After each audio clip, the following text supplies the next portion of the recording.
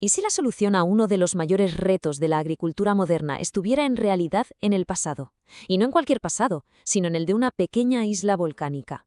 Pues sí, hoy vamos a ver cómo Lanzarote podría tener algunas claves para alimentar a un mundo que, bueno, cada vez es más árido.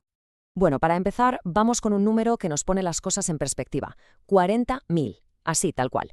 Ese es más o menos el número de cabezas de ganado que hay en la isla de Lanzarote. Una auténtica barbaridad.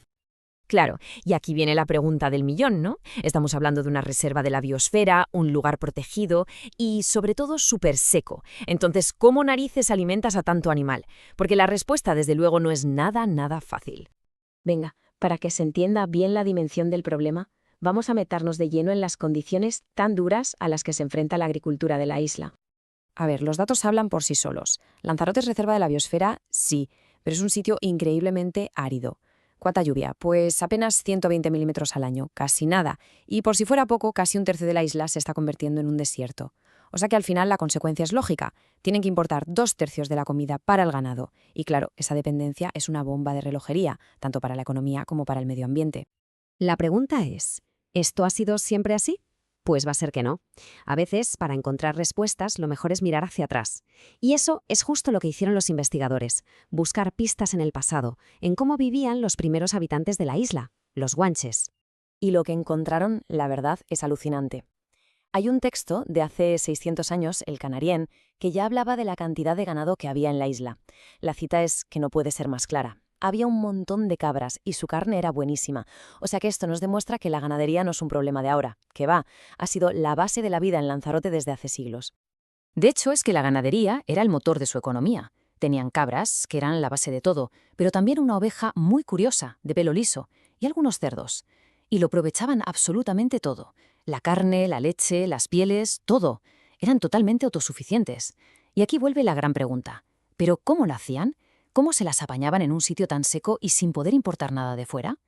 Pues justo aquí es donde la ciencia de hoy se inspira en el pasado. Los investigadores se hicieron una pregunta que, ojo, podría cambiarlo todo. ¿Y si la respuesta ha estado ahí todo el tiempo, literalmente bajo sus pies? ¿Y si las propias plantas de la isla, las de toda la vida, fueran la clave para alimentar al ganado de forma sostenible, para dejar de depender de las importaciones? Pues para salir de dudas, se pusieron a estudiar a fondo el forraje local. Y un apunte rápido para que estemos todos en la misma página. Cuando hablamos de forraje, nos referimos ni más ni menos que a las plantas que come el ganado. La hierba, las leguminosas, vamos, su comida. Es la base de la ganadería de siempre y, claro, lo que se pusieron a analizar los científicos. Y con esto llegamos a las auténticas protagonistas de esta historia. Un equipo de 5 plantas nativas de Lanzarote seleccionadas por su potencial, que es brutal. A ver, aquí están el salado blanco, la tevera, la mata moruna, el tajinaste blanco y el corazoncillo. Son 5 especies de la isla que pasaron, digamos, por un examen a fondo en el laboratorio para ver qué secretos nutricionales escondían. ¿Y qué se descubrió? Vamos a verlo. Empecemos por la proteína, que es clave para que el ganado crezca y dé buena leche. Y aquí, aquí hay una ganadora clarísima, la mata moruna, con un 15,6%. Está súper por encima de la media de las demás. Un resultado espectacular, vamos. Vamos ahora con los minerales.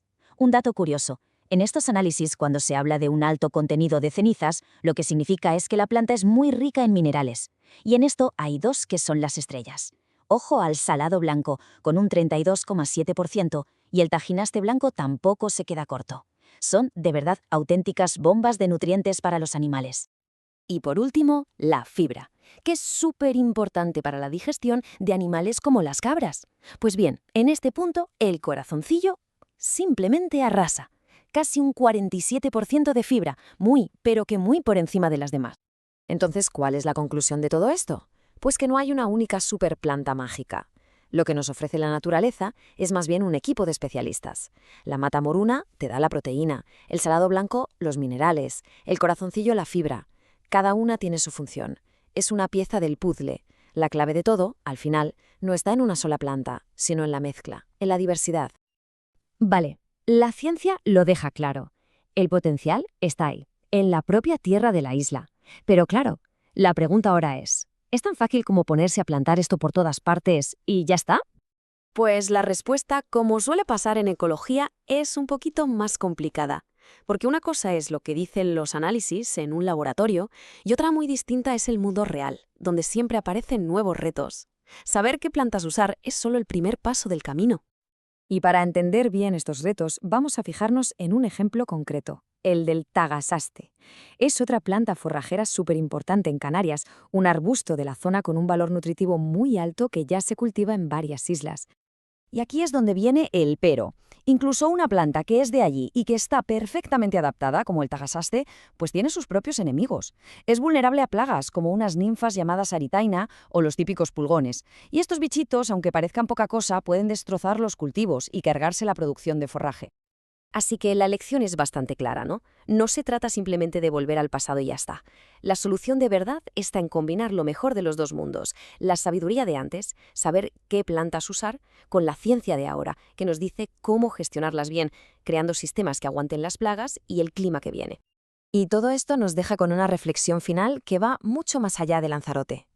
Porque su problema, el de la aridez, es el problema de muchísimas partes del mundo por el cambio climático. A lo mejor la clave para alimentar el futuro no está en buscar soluciones súper raras o traídas de lejos, sino en algo tan simple y a la vez tan complicado como aprender a escuchar lo que nos dice la tierra. En redescubrir el poder de las plantas que siempre han estado ahí,